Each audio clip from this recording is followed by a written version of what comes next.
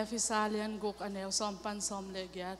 tua ki panin to pa to nakipol nau le ama wang let na hangin na thau khau sak taun doi mang paong hi na ding hem pe panin nakidal zo na dingun pasian galvan nam kim na zangun ete pen ete do pen le tung mi te hilawa van tung a uk pas van tung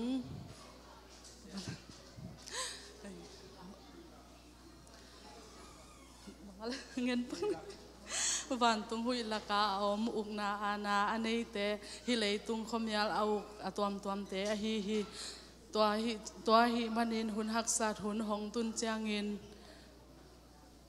gal te in hong zo na ding panin nang zoa gal te in hong zo na ding panin nang zo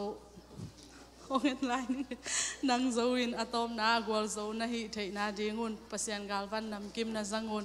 tua hi changin kongga gak bangin thutak zangun la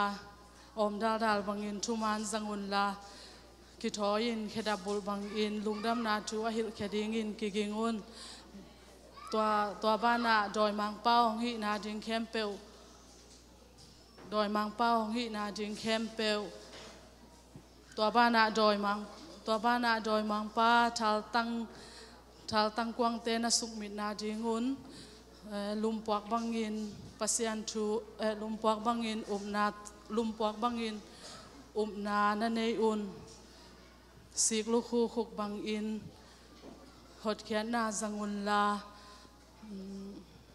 sik lu khu khuk bangin hot khian na zangun la kha siang thowin hong piak a hi pasian thu kha siang thowin hong piak pasian thu pe nam sau bangin na zang un kha siang tho to kopin aton tungin pasian kianga thu kha siang tho to kopin aton tungin nakisap na te u nge ni na thu mun la gam tasat lowin pasian mi te ring in thu dangit sakun to pan tu bang